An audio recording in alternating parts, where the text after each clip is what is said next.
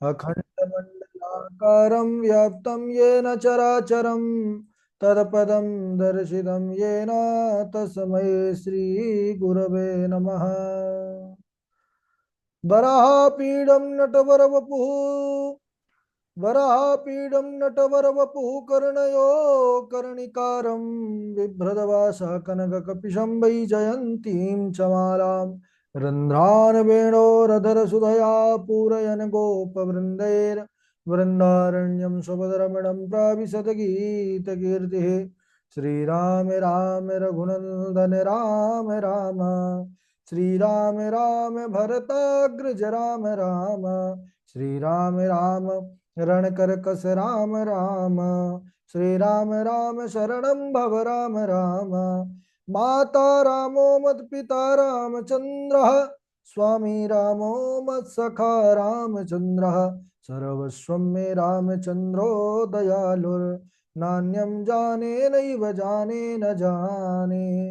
अञ्जनानन्दनं वीरं जानकी शोकनाशनं कपीशमक्षहन्तारं वन्दे लङ्काभयङ्करं। मूकं करोति वाचालं पङ्गुं लङ्घयते गिरिं यत्कृपातमहं वन्दे परमानन्दमाधवं। भक्ति भक्त भगवन्त गुरु चतुर्नाम वपुएक, इनके पद वंदन किए नासत विघ्न अनेक। बोलिए श्री राघवेंद्र सरकार की जय, रामायण श्री राम कथा की जय, श्रीमद् गोस्वामी तुलसीदास जी महाराज की जय। परम मंगलमय परात्पर अखिलेश्वर अचिंत कल्याण गुणगण निधान सर्वेश्वर सर्वाधिपति श्री राघवेंद्र सरकार आनंद कंद श्री रामचंद्र भगवान, उनकी परम शक्ति माँ सुनैना की आंखों के पुतलिका विदेहजा जनक जा जनकाधिराज तनया जनक राज किशोरी वैदेही मैथिली श्री राम प्राण वल्लभा जानकी जी। इन दोनों युगल सरकार के पावन चरण अरविंदों पर कोटि नमन नतमस्तक बंदन एवं अभिनंदन। तीनों मैया चारों भैयाओं के चरणों में नतमस्तक नमन। अनंत बलवंत गुणवंत श्री हनुमान जी महाराज के पावन चरण कमलों पर कोटिशा प्रणति। समस्त भूतादिक सीय राम मैं सब जग जानी, करहूं प्रणाम जोर जुग पानी। बड़े ही हर्ष उल्लास का यह विषय श्री रामचरित्र की पावन कथा। हम सब बड़भागी हैं कि राम कथा मंदाकिनी पर अवगाहन करने का, स्नान करने का, गोता लगाने का अवसर प्राप्त कर रहे हैं।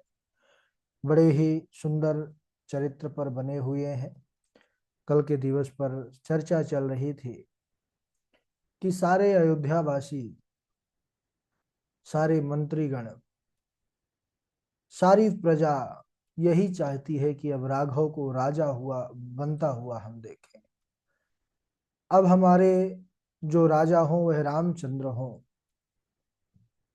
महाराज दशरथ के मन में भी यह पुण्य भाव उदय हुआ। कब उदय हुआ? जब उन्होंने देखा दर्पण पर अपना मुख, श्रवण समीप भये सित केसा, मनहु जरठपन अशोपदेशा। नृप जुबराज राम कहूँ देहूं, जीवन जन्म लाहु किन लेहु। तो महाराज के मन में आया कि यह मेरा मुकुट, मेरे सर का ताज, यह गिरना चाह रहा है, यह गिर जाए उसके पहले मैं किसी योग्य के सर पर इसको रख दूं। यह मेरी बुद्धिमानी है, यह मेरा परम कर्तव्य है। तो यह किसके शीश पर रखा जाए? विचार मन में आया कि देखिए यह सत्ता तो सत्यनारायण के शीश पर ही सुशोभित होगी, मैं अपने राम को राजा बनाऊं। यह भाव उनके मन में आया। विचार आया कि मैं निष्कंटक पूर्ण हुई वसुधा वश में सब अपने देश हुए, प्रजा निर्भय होकर फूली फली, ना कहीं लवलेश कलेश हुए। परमेश का ध्यान करूं अब तो सिर ऊपर केसित केश हुए, हरे कृष्ण निरर्थक जीवन ये, हरि भक्ति के बिना क्या नरेश हुए। अरे मैं राजा हुआ हूं, लेकिन अगर हरि भक्ति और हरि भजन के बिना मैं रह गया तो फिर मेरा राजा होना निरर्थक है। गुरुदेव के पास गए। गुरुदेव भगवान ने कहा, राजन आपका विचार बड़ा उत्तम है, इसको आप बिल्कुल देरी मत कीजिए। आप राम जी के अभिषेक की तैयारी कीजिए। सारे मंत्री परिषद जितने भी मंत्रिमंडल में हैं, सब यह वचन सुन करके कि राम राजा बनेंगे, सब सज्जनों झूमने लग गए। गुरुदेव वशिष्ठ जी जाते हैं। वशिष्ठ जी जाकर के राघव जी को उपदेश करते हैं कि महाराज दशरथ आपका राज्याभिषेक करेंगे कल के दिन में, तो आप अभी से व्रत नियम उपवास संयम ये सबको कीजिए, क्योंकि अब राजा का बड़ा कठिन कर्तव्य होता है। इतना कह करके वह तो महाराज के पास चले आए सज्जनों। लेकिन राघव जी जैसे ही सुने कि मुझे राजा बनाया जाने वाला है, तो मन में इतनी उनके पीड़ा हुई। पीड़ा, देखिए राघव जी की विशेषता यही है। राम जो है, मर्यादा पुरुषोत्तम भगवान राम को जगत क्यों पूज्यता है, इस पर दृष्टि करेंगे। अगर कोई सामान्य के पास यह समाचार मिल जाए, जाकर कह दिया जाए कि आपको राजा बनाया जाएगा, महाराज वह प्रसन्नता से नाचने लगेगा। राघव जी के पास आए गुरुदेव स्वयं। गुरुदेव ने कहा कि हे राम, कल प्रातः काल तुम्हारा राज्याभिषेक होगा। भगवान राघव के नेत्रों में आंसुओं की धारा चलने लग गई। तब तक मैया जानकी आती हैं, देखती हैं कि हे नाथ, हे स्वामी, मैं आपकी आंखों पर यह आंसू देख रही हूं, यह क्या बात है? आपको किसी ने कुछ कहा है? आपको किस बात का दुख है? कहिए नाथ, अपने दासी से कहिए। तब राघव जी कहने लगे कि हे जानकी, बिमल बंसु यह अनुचित कु, बंधु बिहाई बड़ैया अभिषेकु। राघव जी कहते हैं कि हे सीते, जिस कुल में मेरा जन्म हुआ, इस रघुकुल की सारी परंपरा बहुत श्रेष्ठ है। मैं भाग्यशाली हूं कि ऐसे पावन कुल में मेरा जन्म हुआ। परंतु जान कि मुझे एक बात बहुत दुख देती है कि हम चारों भाई एक साथ ही जन्मे, एक साथ ही खाए, एक साथ ही खेले कूदे, एक साथ ही हमारा यज्ञोपवीत संस्कार हुआ, एक ही साथ गुरुकुल में जाकर पढ़े, एक ही मंडप में चारों के विवाह हुए। लेकिन जब राज्य की बात आती है, तो राज्याभिषेक तीन को छोड़ करके केवल मैं बड़ा हूं इसलिए मेरा राज्याभिषेक, यह मुझे बड़ी अनुचित बात लगी। जन में एक संग सब भाई, भोजन शयन के लीलारिकाई, करन वेद उपवीत बियाह, संग संग सब भये उचाह, बिमल बंसु यह अनुचित कु, बंधु बिहाई बड़े अभिषेकु। हे जानकी, हम चारों भाइयों में जितना प्रेम है, किसी की नजर ना लगे। अगर ऐसा प्रेम सर्वत्र सब भाइयों में हो जाए, तो हे जानकी, यह संसार स्वर्ग बन जाए। फिर किसी को कुछ करने की, कोई साधन करने की आवश्यकता नहीं है। बस राघव जी जैसा, उन चारों भाइयों जैसा प्रेम हो जाए, तो ये संसार अपने आप ही स्वर्ग वैकुंठ कैलाश बन जाए। सब छोड़ करके इन तीनों भाइयों को केवल मुझे राजा इसलिए बनाया जा रहा है कि मैं बड़ा हूं। मुझे यह परंपरा रघुकुल की एक भी अच्छी नहीं लगी। पिताजी को, महाराज को विचार करना चाहिए कि राम को राजा बनने में कोई प्रसन्नता नहीं है। हे जानकी, मैं तुमको अगर अपने हृदय की बात कहूं, तो राम को प्रसन्नता तब होगी जब इस अयोध्या का राजा राम नहीं, अयोध्या की गद्दी पर राम का छोटा भाई भरत राजा बन करके बैठेगा, तब राम को इतनी प्रसन्नता होगी कि उसका वर्णन मैं नहीं कर सकता।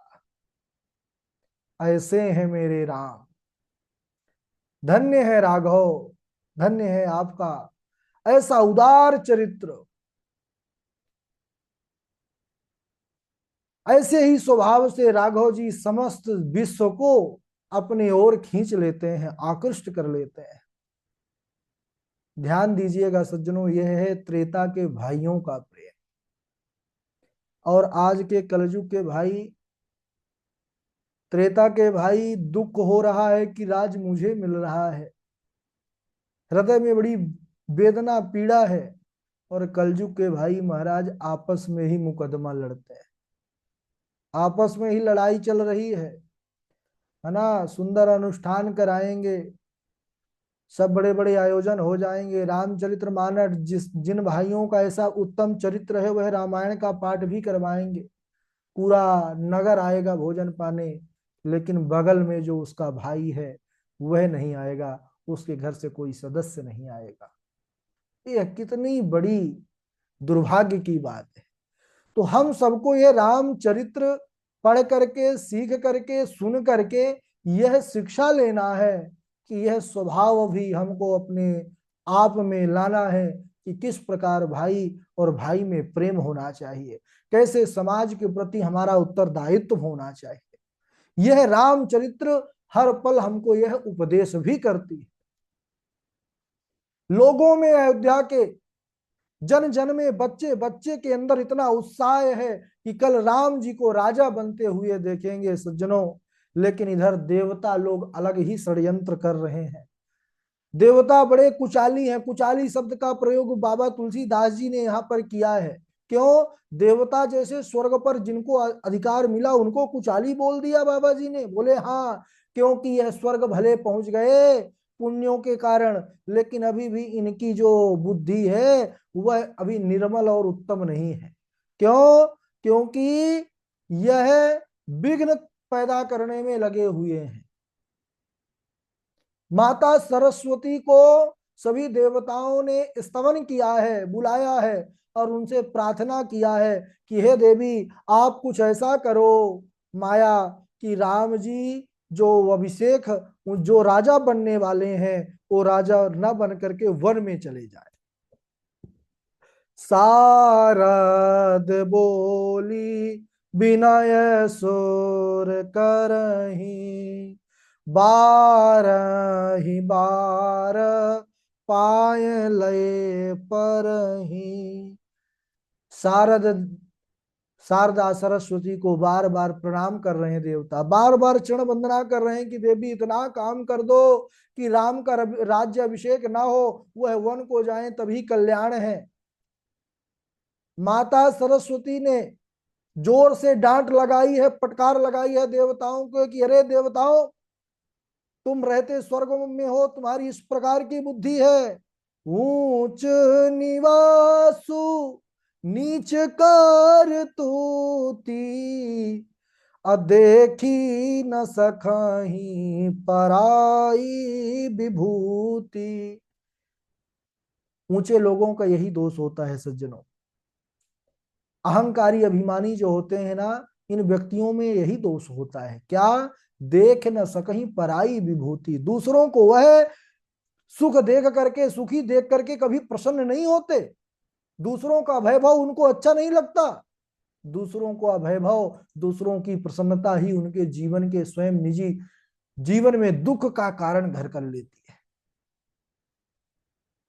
माता सरस्वती ने विचार किया कि इनका निवास तो ऊंचा है, स्वर्ग है, लेकिन इनकी करतूत बड़ी नीच है, यह दूसरों का ऐश्वर्य नहीं देख सकते हैं।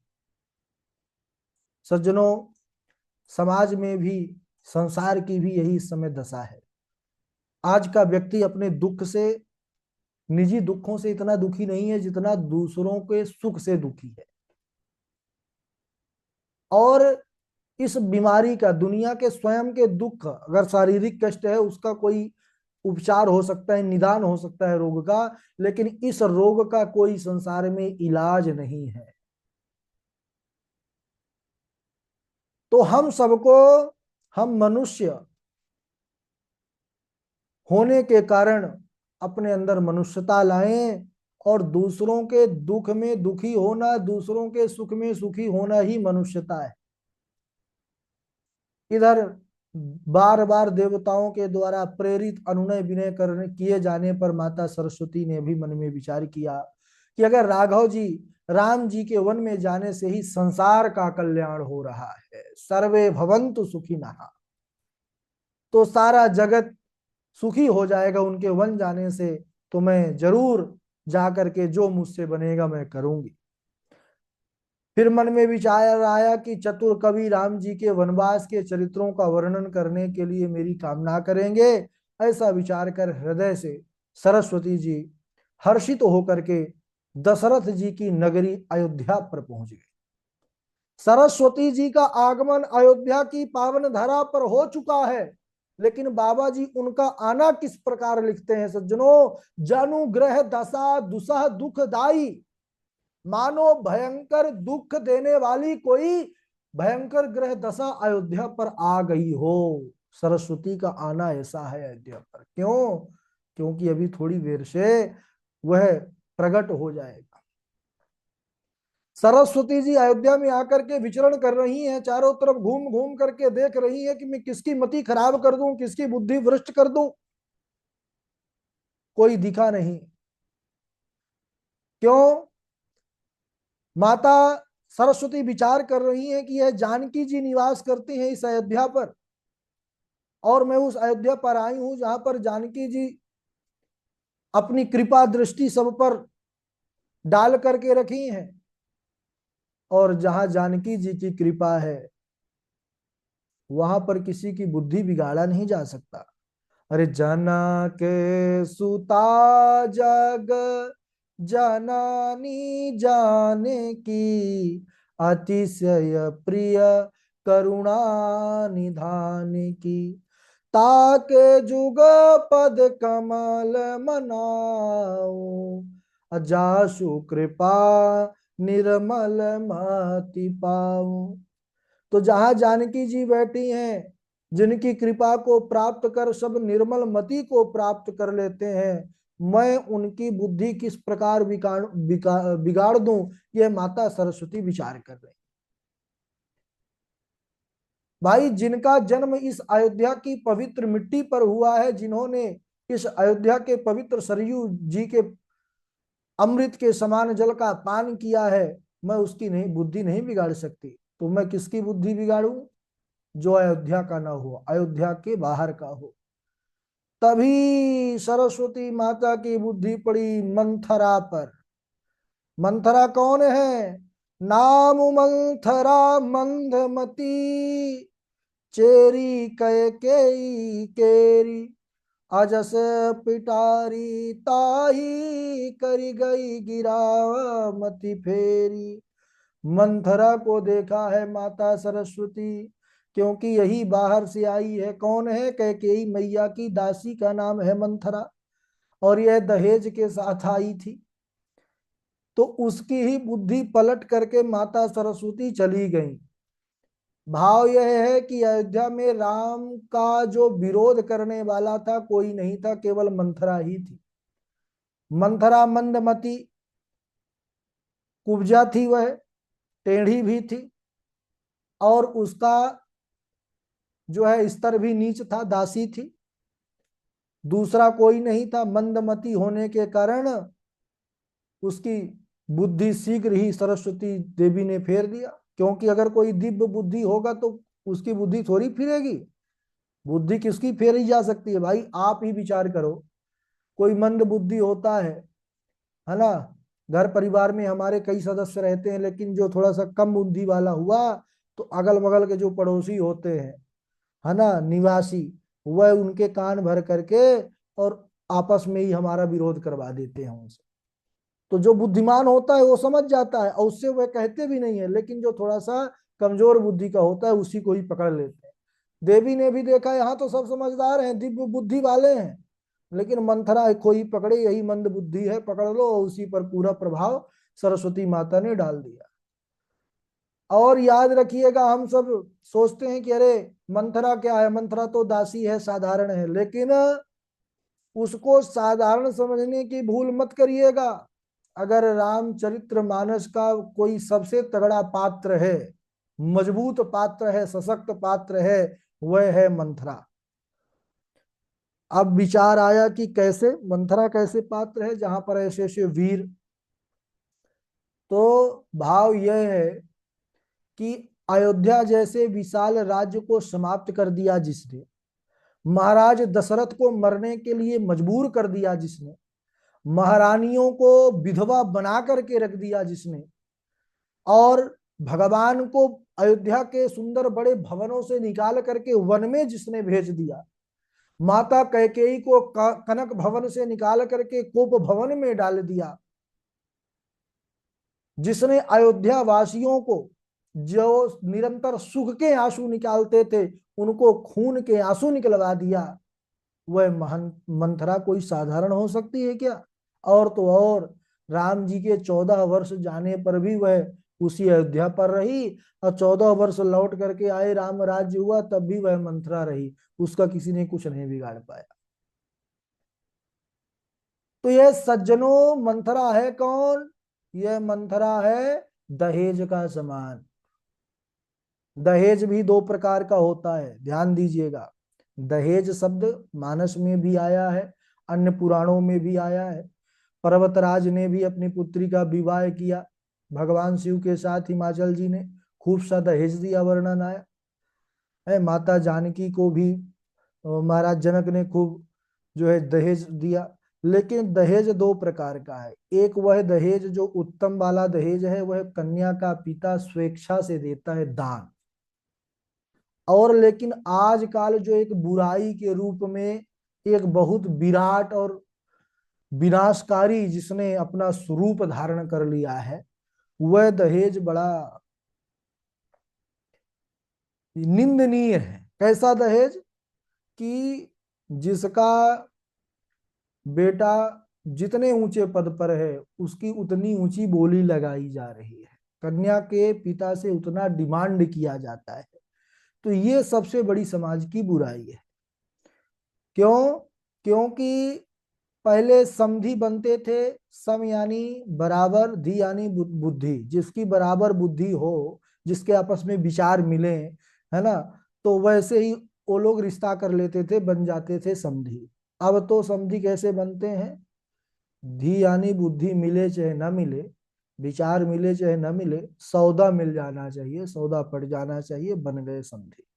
तो यह बुराई समाज में एक अभिशाप के रूप में है सज्जनों, हम और आप सबको मिलकर के, क्योंकि यह हमारे और आपके द्वारा ही भूल से ऐसी बीमारी इस हमारे समाज को लगी है।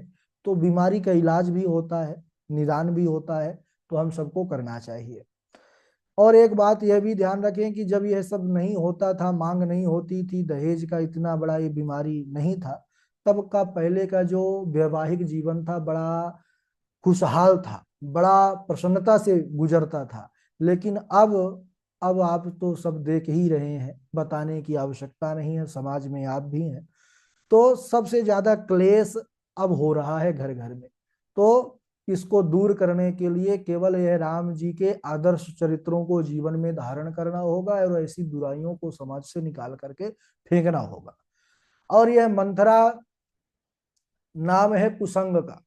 कुसंग का ज्वर जो होता है यह बड़ा भयानक होता है। कुसंग को कभी छोटा नहीं समझना चाहिए, है ना।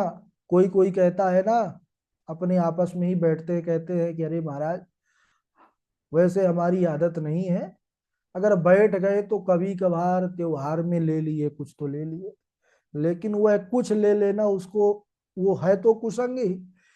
वह कभी भी पूर्ण रूप से आपको चपेट में ले सकता है। इसलिए ऐसे कुसंग से दूर रहिए। ये राम कथा का यही उद्घोष है। और इसका वचन क्या है? सत्संगति से प्यार करना सीखो जी, जीवन का उद्धार करना सीखो जी। सत्संगति से प्यार करना सीखो जी, जीवन का उद्धार करना सीखो जी। तन धन दाम संग ना जावे, सुतदारा कोई काम न आवे, सुतदारा कोई काम न आवे। ममता का संहार करना सीखो जी, जीवन का उद्धार करना सीखो जी।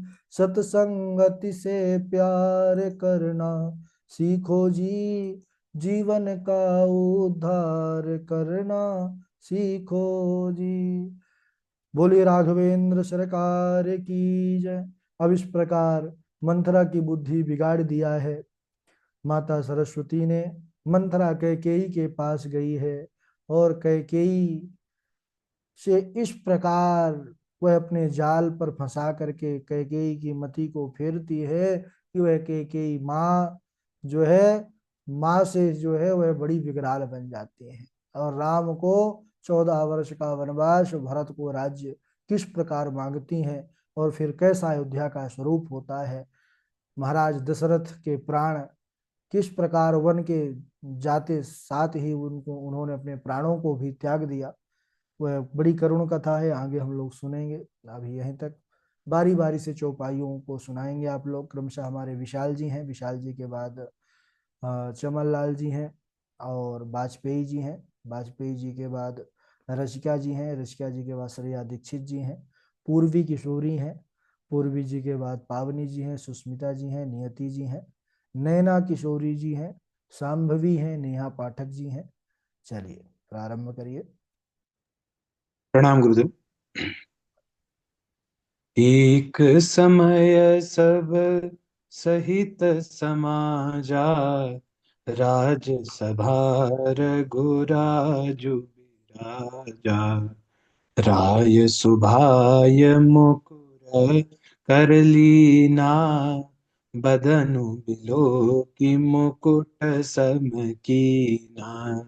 श्रवण समीप भये सित केसा, मनहु जरठ पनु अस उपदेसा। निपजुप राज राम कह देहु, जीवन जन्म लाहु किन लेहु। प्रणाम गुरुदेव। बहुत अच्छा। चलिए, और देवेश जी भी नहीं जुड़े आज और चमन लाल जी भी, तो सीधे सुनाए वाजपेयी जी हमारे। और वाजपेयी जी हैं, वाजपेयी जी भी व्यस्त हैं। हाँ, तो पूर्वी जी सुनाए और श्रेया जी सुनाए, नैना किशोरी जी सुनाइए, सुनाइए वाजपेयी। राधे राधे गुरु जी, प्रणाम। हाँ। जब तेरा ब्याही घर आए, जब तेरा ब्याही घर आए, नित नौ मंगल बोध बधाए। भुवन चारी रस भूधर भारी, सुकृत मेघ बर सही सुख बारी। जा दिन ते हरि गर्भ ही आए, सकल लोक सुख संपत्ति छाए। राधे राधे। राधे राधे। दुख में सुमिरन सब करे, सुख में करे न कोय। दुख सुख में सुमिरन जो करे, दुख काहे को होय। एक समय सब सहित समाजा, राजसभा रघुराज बिराजा। राय सुभाए मुकुर कर लीन्हा, बदन बिलो की मुकुट समकीन्हा। श्रवण समीप भये सित केसा, मनहु तपनु अस उपदेशा नप जुबराज राम कहूँ देहु और जीवन जन्म लाहु की न लेहु। राधे राधे। राधे राधे गुरु जी। हाँ जी श्रेया जी सुनाइए। जनक सुता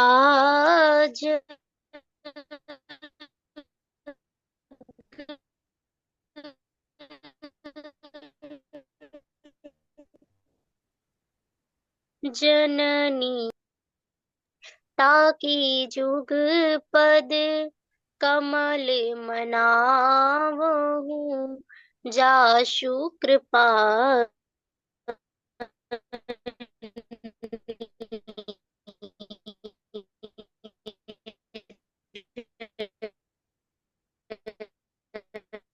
नेटवर्क गड़बड़ है आपका। हाँ और कौन है सुनाने वाले? राधे राधे गुरु जी। हाँ राधे राधे सुनाइए नेहा पाठक जी। राधे राधे गुरु जी। हाँ सुनाइए। श्री गुरु चरण सरोज रज निज मन मुकुर सुधार वरनउ रघुबर विमल जसो जो दायक फल चार बुद्धिहीन तनु जानिके सुमिरहु पवन कुमार बल बुद्धि विद्या देहु मोहि हरहु कलेश शिकार लखन सिया रामचंद्र की जय पवन सुत हनुमान की जय अतुलित बल धामम हेम सैलाभदेहम दनुज बन कृसानो ज्ञानी नामाग्रगण्यम सकल गुण निधानम वानराणाम धीसम रघुपति प्रिय भक्तम बात जातम नमामि रघुपति प्रिय भक्तम बात जातम नमामि। राधे राधे गुरु जी। हाँ राधे राधे। नैना किशोरी राधे सुनाइए। राधे गुरु जी। हाँ देखन मिस मेहग बिहग देखन मिस मृग बिहग तरु फिरई बहुरी बहुरी निरखी निरखी रघुवर छवि बड़ाई प्रीति न थोड़ी सुनि सिय सत्य शीश हमारी पूजी मन कामना तुम्हारी। राधे राधे गुरु जी। राधे राधे। राधे राधे गुरु जी। जी पावनी सुनाइए। राधे राधे गुरु जी। आवाज हाँ आ रही है हमारी? हाँ आ रही है सुनाइए।